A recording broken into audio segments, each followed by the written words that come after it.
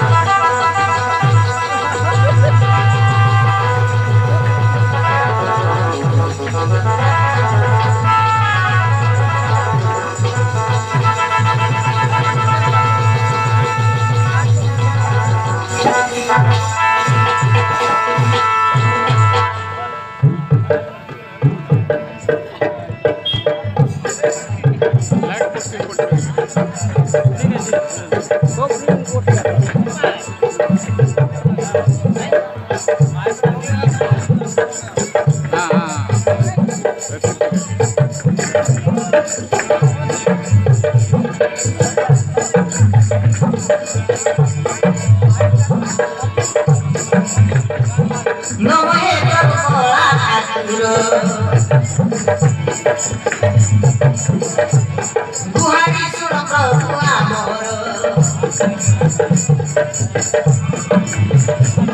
नमहे प्रभु कला ठाकुर गुहारी सुन प्रभु आमर हे जगा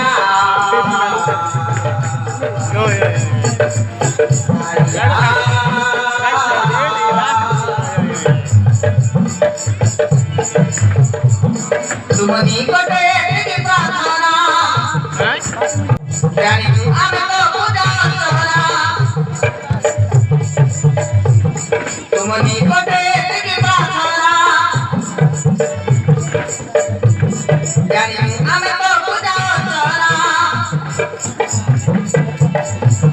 हाय देवा देवा खुद तुम्हारा दुख दूर करो नमो हे भोला ठाकुर गुहारी सुन आमर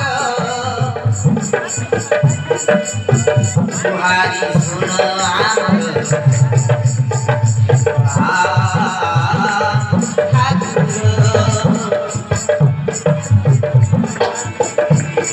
नमो हे भोला ठाकुर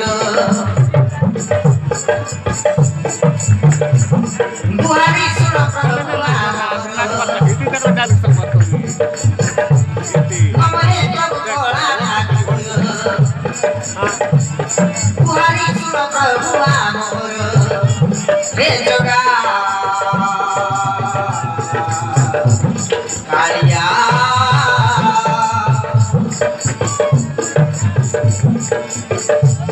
तुमनी कोटे जानी तू आमे तो पूजा करना हाय देवा देवा खुद तुम्हारा दुख दूर करो नमो हे भोला ठाकुर गुहारी सुन आमर गुहारी सुन आमर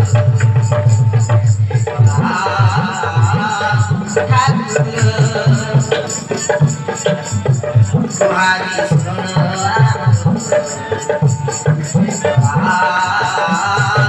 ठाकुर